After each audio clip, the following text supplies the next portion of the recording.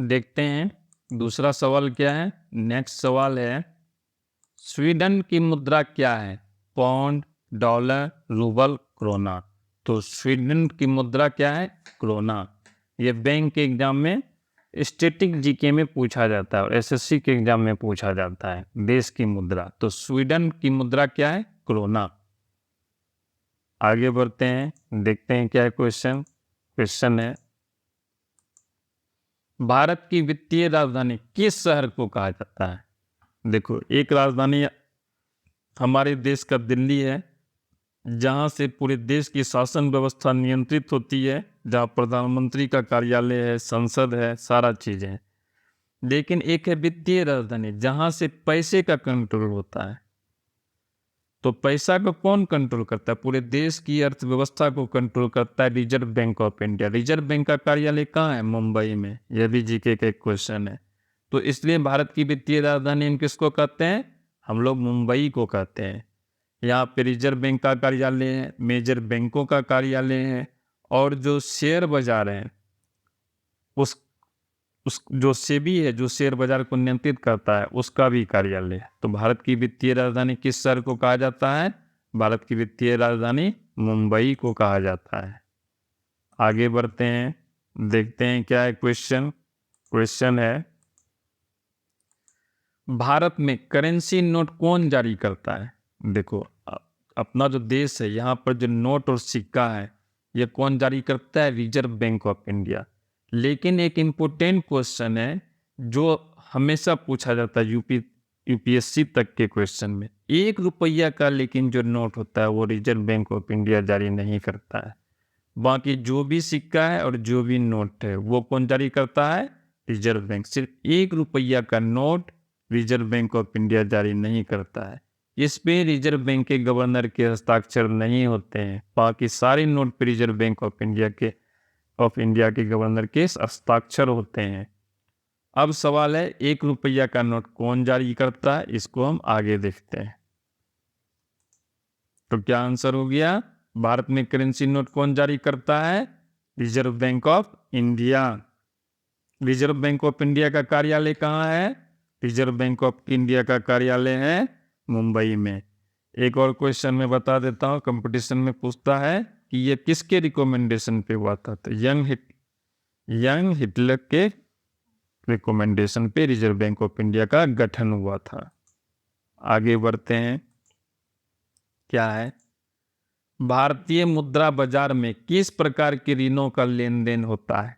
देखो, अपना जो भारतीय मुद्रा बाजार है, बैंक है, नॉन बैंकिंग कंपनियां हैं, स्मॉल फाइनेंस बैंक हैं, फिर क्या है, गांव घर के स्तर पे महाजन है। तो ये जो भारत का जो मुद्रा बाजार है, इसमें किस प्रकार के ऋणों का लेन देन होता है? लोग जो कर्ज लेते हैं, ऋण मतलब कर्ज, तो इसका जो लेन देन होता है ये किस प्रकार का होता है? अल्पकाल, दीर्घकाल, दोनों, इनमें से कोई नहीं?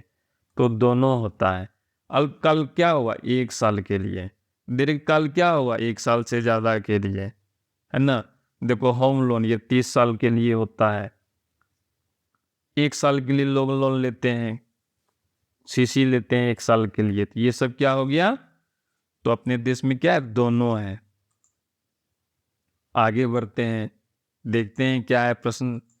निम्नलिखित में कौन सा संस्थान भारत में मुद्रा जारी करने के लिए अधिकृत है?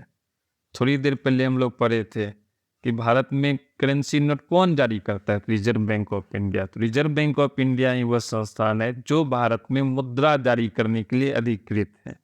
तो क्या आंसर हो जाएगा? Reserve bank of India. आगे बढ़ते हैं, देखते हैं क्या है प्रश्न। प्रश्न है, रिजर्व बैंक ऑफ इंडिया की स्थापना कब हुई? 1930, 1935, 1942, 1945। तो रिजर्व बैंक ऑफ इंडिया की स्थापना होती है 1935 ईस्वी में। कब होती है? 1935 ईस्वी में।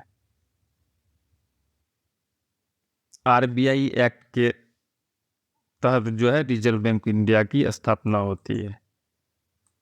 क्वेश्चन देखते हैं क्या है, दीर्घकालीन ऋण प्रदान करने वाली संस्था कौन सी है? कृषक महाजन, भूमि विकास बैंक, प्राथमिक कृषि साख समिति, इनमें से सभी। तो दीर्घकालीन ऋण क्या हुआ, जो लंबे समय के लिए 10 साल, 7 साल, 8 साल, तो कौन होगा उसमें? देखो, महाजन किसी भी व्यक्ति को 1 साल, 1 महीना, 2 महीना तक कहीं दिल देता है, तो क्या हो जाएगा इसका आंसर? इसका आंसर हो जाएगा भूमि विकास बैंक। अब भूमि विकास बैंक का कंसेप्ट खत्म हो गया, लेकिन भूमि विकास बैंक आज भी कुछ जिलों में फंक्शनल है। इसका ये लैंड के डेवलपमेंट के लिए लोन देता है। तो जमीन से जुड़ी हुई जो भी चीजें होगी, कृषि KCC को छोड़ के, वो लंबे समय के लिए होती है। तो दीर्घकालीन ऋण प्रदान करने वाली संस्था कौन सी है? भूमि विकास बैंक। आगे बढ़ते हैं, देखते हैं प्रश्न।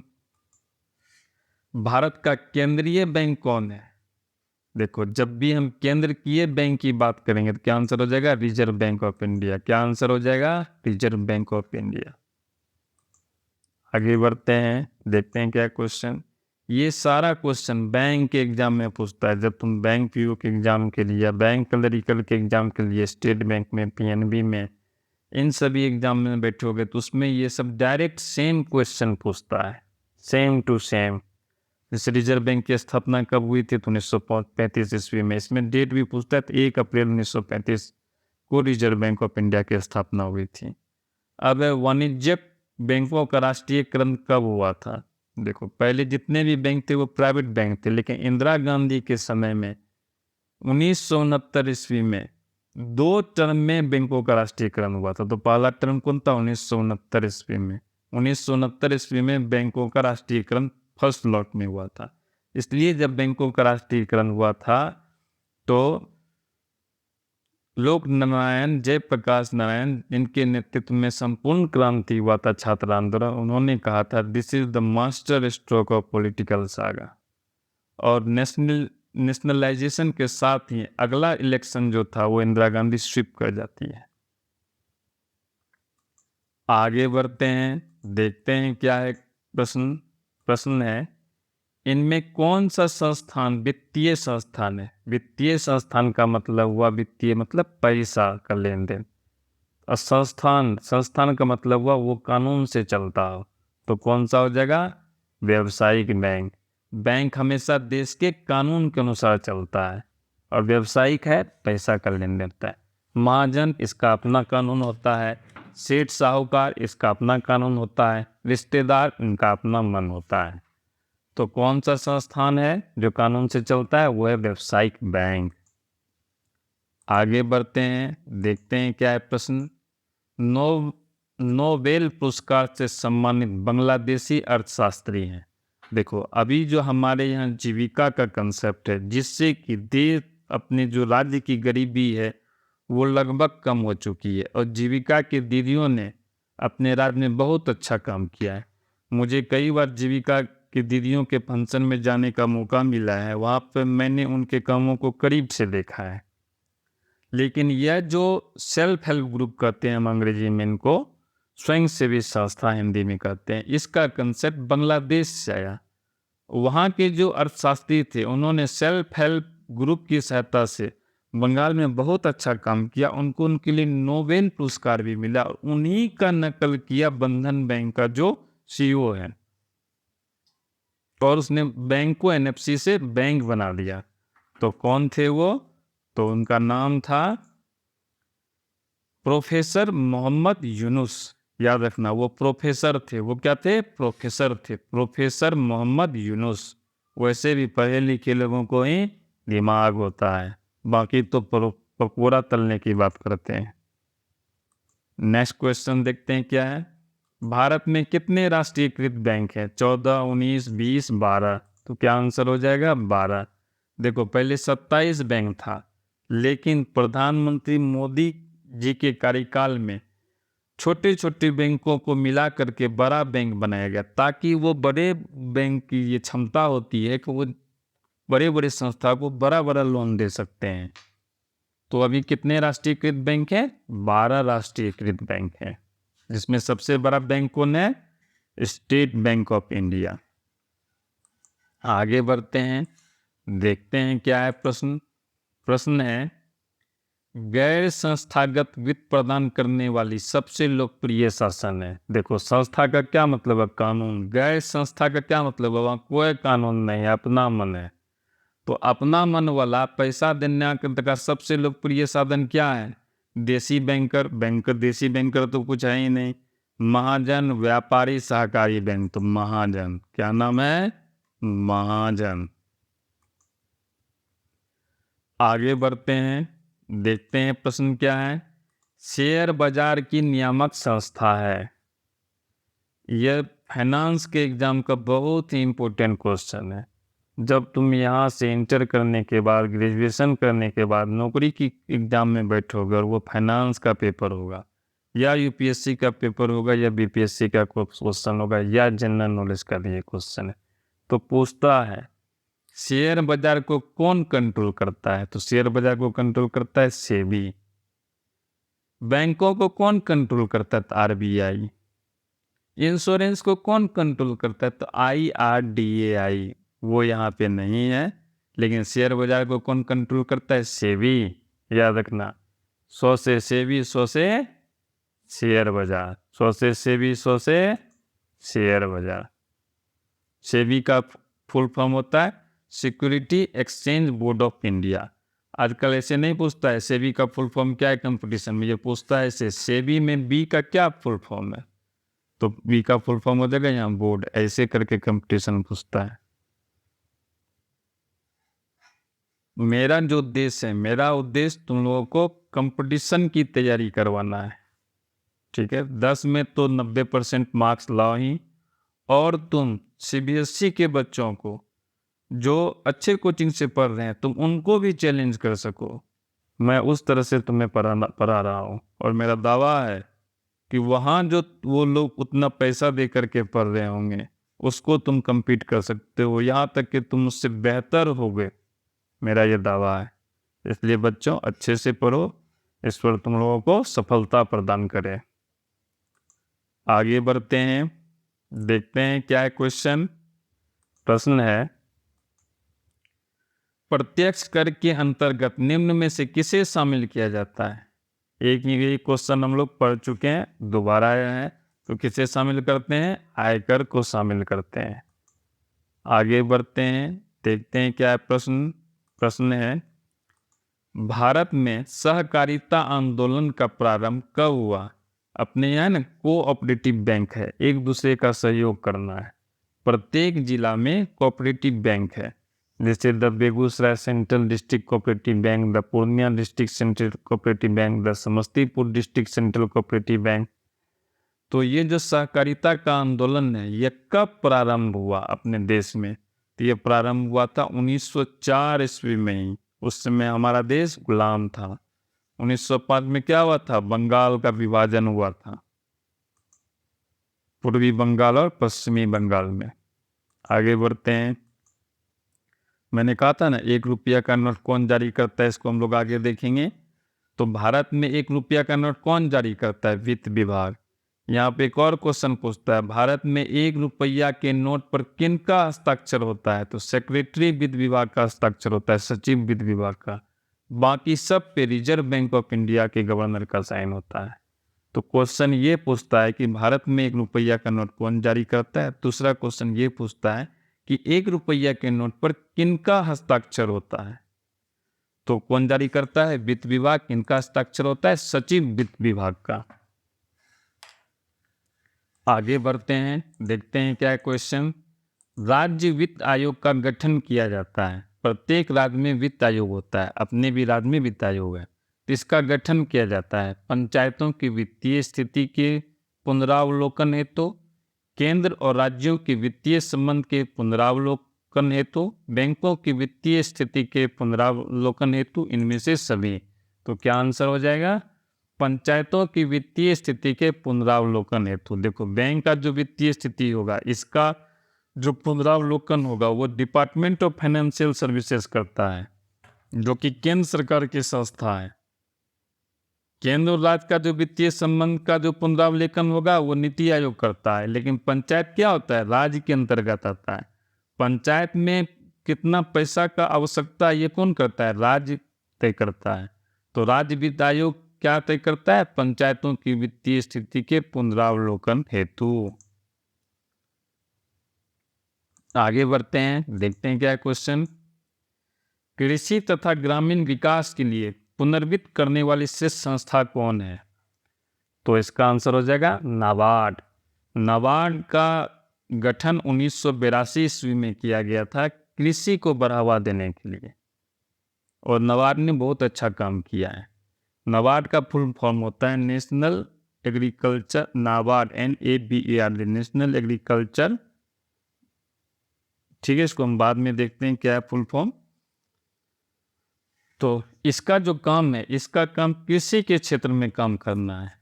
ठीक है, नाबार्ड के तरफ से बहुत सब्सिडी वाले लोन भी दिए जाते हैं। तो नाबार्ड में एक पोस्ट होता है DDM का, बहुत अच्छा पोस्ट है, कभी मौका मिलेगा तो तुम लोग इस पोस्ट के लिए भरना। ठीक है, तो फिलहाल हम लोग देखते हैं नाबार्ड का क्या काम है। नाबार्ड का काम है कृषि तथा ग्रामीण विकास के लिए पुनर्वित्त करने वाली सिर्फ संस्था है।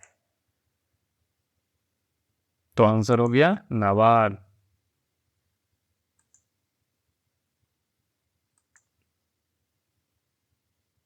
क्वेश्चन है, सहकारिता साख समिति कानून कब पारित हुआ? 1904 में आंदोलन शुरू हुआ था, तो इससे संबंधित कानून कब पारित हुआ? इससे संबंधित कानून 1904 ईस्वी में ही पारित हो गया। उस समय के लोग जुझारू होते थे, आंदोलन करके अपनी बातों को मनवा लेते थे, और अब तो संभव नहीं है, सारी कंपनियां प्राइवेट हो रही है, बहुत जल्द देश गुलाम होने वाला है। नेक्स्ट क्वेश्चन देखते हैं क्या है। ग्रामीण बैंक के संस्थापक कौन है? थोड़ी देर पहले पढ़े थे, बांग्लादेश के थे, तो कौन थे? प्रोफेसर मोहम्मद यूनुस। ग्रामीण बैंक के संस्थापक कौन है? प्रोफेसर मोहम्मद यूनुस। इनको नोबेल पुरस्कार भी मिला था, बांग्लादेश के हैं ये। आगे बढ़ते हैं, देखते हैं क्या है क्वेश्चन। आर्थिक विकास संबंधित है, आर्थिक विकास की बात करते हैं। आर्थिक विकास का मतलब जिससे लोगों की आय में सुधार हो। तो आर्थिक विकास किससे संबंधित है? परिमाणात्मक परिवर्तन से, गुणात्मक परिवर्तन से, दोनों, इनमें से कोई नहीं। तो क्या आंसर हो जाएगा? दोनों। सॉरी, परिमाणात्मक परिवर्तन से, परिमाण में लोगों की आय बढ़े, है ना। आगे बढ़ते हैं, क्वेश्चन देखते हैं क्या है। विकासशील देशों में कार्यशील जनसंख्या अधिकांशतः संलग्न है। विकासशील, देखो विकसित, जो पूरी तरह से विकसित हो चुका है, लोगों का जीवन स्तर उच्च स्तर का हो चुका है। विकासशील का मतलब अब विकसित नहीं हुआ है, होने के कगार पर है। तो यहाँ पर जो कार्यशील जनसंख्या, जैसे हमारे देश में हम लोग जो काम करते हैं, वह अधिकांशतः किस में है? वह अधिकांशतः कृषि क्षेत्र में, इसलिए हम लोग विकासशील हैं। और विकसित देशों में औद्योगिक क्षेत्र और सेवा क्षेत्र में होता है। आगे बढ़ते हैं, देखते हैं क्या है क्वेश्चन। क्वेश्चन है, नरेगा कार्यक्रम के नाम के साथ किस व्यक्ति का नाम जोड़ा गया? नरेगा है ना, NREGA, तो इसको मनरेगा कहता है। महात्मा गांधी जी का नाम के साथ जोड़ा गया, और इसी के आधार पर कांग्रेस ने दोबारा शासन जीता था 2009 में। तो किनका नाम जुड़ा हुआ है? महात्मा गांधी का नाम जुड़ा हुआ है। आगे बढ़ते हैं, देखते हैं क्या क्वेश्चन। निम्न में से कौन आर्थिक आधारभूत संरचना का घटक है? आर्थिक आधारभूत संरचना की बात कर रहे हैं। वित्त, शिक्षा, स्वास्थ्य, नागरिक सेवाएं। तो आर्थिक का क्या हो जाएगा? वित्त। वित्त मतलब पैसा, आर्थिक मतलब पैसा। तो क्या आंसर हो जाएगा? वित्त। आगे बढ़ते हैं, देखते हैं क्या है क्वेश्चन। प्रश्न क्या है? मानवीय पूंजी निर्माण की मुख्य घटक है। मानवीय पूंजी निर्माण क्या हुआ? मानव संसाधन। मनुष्य भी एक संसाधन है। जैसे देखो, किसी विद्यालय में तुम देखो, आजकल जो शिक्षक है उनको ट्रेनिंग दी जा रही है, यानी वो जो मानव है उसको पूंजी के रूप में बनाया जा रहा है, ताकि वो फिर बच्चों को शिक्षा दे। तो ये जो मानवीय पूंजी निर्माण है, इसका मुख्य घटक क्या है? स्वास्थ्य सेवाएं, आवास, शिक्षा एवं प्रशिक्षण, इनमें से सभी। तो क्या आंसर हो जाएगा? शिक्षा एवं प्रशिक्षण, उसके बाद आवास भी और स्वास्थ्य सेवाएं भी। व्यक्ति स्वस्थ रहेगा तब तो वो शिक्षा और प्रशिक्षण लेगा, घर रहेगा तब तो वो शिक्षा और प्रशिक्षण लेगा। तो मुख्य घटक क्या हो गया? इनमें से सभी। आगे बढ़ते हैं, देखते हैं क्या है प्रश्न। निम्न में कौन पिछड़ा राज्य है? तो आंसर हो गया बिहार। हमारा राज्य पिछड़ा और बीमारू दोनों राज्य है। आगे बढ़ते हैं, देखते हैं क्या है प्रश्न। आर्थिक क्रियाओं का क्या उद्देश्य है? आर्थिक क्रिया क्या हुआ? कमाना, है ना। जैसे कोई व्यक्ति मजदूरी करके कमा रहा है, कोई व्यक्ति दुकान करके कमा रहा है, दुकान खोल करके, कोई नौकरी करके अर्जन कर रहा है, तो उसका क्या उद्देश्य है? उसका उद्देश्य है जीविकोपार्जन। लोग जो पैसा कमाते हैं वो क्या करते हैं? जीने के लिए उपार्जन करते हैं। आंसर हो गया जीविकोपार्जन। आगे बढ़ते हैं, देखते हैं क्या है प्रश्न। आर्थिक विकास का तीसरा क्षेत्र क्या है? ये क्वेश्चन दोबारा आया है, क्या आंसर हो जाएगा? सेवा क्षेत्र। आगे बढ़ते हैं, देखते हैं क्या क्वेश्चन। कौन सी सेवा गैर सरकारी है? सरकारी जो सरकार का, जहाँ सरकारी मतलब जहाँ सरकारी नौकरी मिलती है, जहाँ जहाँ जो सरकारी का मतलब हुआ वहाँ जो कार्यरत लोग हैं उनका जो तनख्वाह वो सरकार देती है। सैन्य सेवा, इसमें जो तनख्वाह है सरकार देती है। वित्त सेवा, बैंक, इसमें तनख्वाह सरकार देती है। मॉल सेवा, तुम लोग जो मॉल में जाकर सामान खरीदते हो वहाँ जो कार्यरत व्यक्ति हैं उनकी सैलरी कौन देता है? तो उनकी सैलरी मॉल के मालिक देते हैं। इसलिए क्या आंसर हो जाएगा गैर सरकारी में? मॉल सेवा। रेल भी सरकारी सेवा है। आगे बढ़ते हैं, देखते हैं क्या है क्वेश्चन। नरेगा के अंतर्गत ग्रामीण मजदूरों को साल में कम से कम कितने दिनों के लिए रोजगार देने की व्यवस्था है? देखो नरेगा में जो है इसमें रोजगार की गारंटी है, तो साल में कम से कम कितना दिन का रोजगार देना है? तो कम से कम 100 दिन का रोजगार देना है। सरकार ये गारंटी देती है कि मैं मजदूरों को 100 दिन का रोजगार दूंगा, और 100 दिन का जो पैसा होता है वो डायरेक्ट मजदूरों के खाते में क्रेडिट किया जाता है। आगे बढ़ते हैं, देखते हैं क्या है सवाल। सवाल है, मानव पूंजी के प्रमुख घटक हैं ज्ञान, कौशल, अनुभव, इनमें से सभी। मानव संसाधन, कोई व्यक्ति है उसका समाज में महत्व है। क्यों महत्व है? क्योंकि उसके पास ज्ञान है, कौशल है, वो कोई काम कर सकता है, और उसके पास अनुभव है। तो क्या आंसर हो जाएगा? इनमें से सभी। आगे बढ़ते हैं, देखते हैं क्या है प्रश्न है। जवाहर रोजगार योजना शुरू हुई। जवाहर रोजगार योजना के तहत लोगों को रोजगार दिया जाता था, तो कब शुरू हुआ था? ये शुरू हुआ था 1989 ईस्वी में, राजीव गांधी जी के समय। आगे बढ़ते हैं, देखते हैं क्या है क्वेश्चन। इनमें कौन आर्थिक विकास क्षेत्रों से संबंधित नहीं है? देखो जहाँ पैसा नहीं है, कृषि क्षेत्र पैसा है, पैसा का लेन देन होता है। उद्योग क्षेत्र, सेवा क्षेत्र, सहकारी क्षेत्र, यहाँ कॉपरेशन की बात होती है। मैं तुम्हारे लिए खड़ा रहूंगा, तुम मेरे लिए खड़ा रहो। तो ये आर्थिक क्षेत्र नहीं हुआ, क्या हो गया?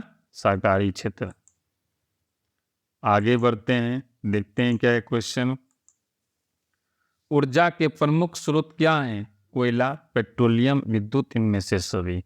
कोयला से भी बिजली बनता है, पेट्रोलियम से, डीजल से भी बिजली बनता है, और विद्युत से भी बिजली बनती है, और ये सब ऊर्जा का स्रोत है। तो क्या आंसर हो गया? इनमें से सभी।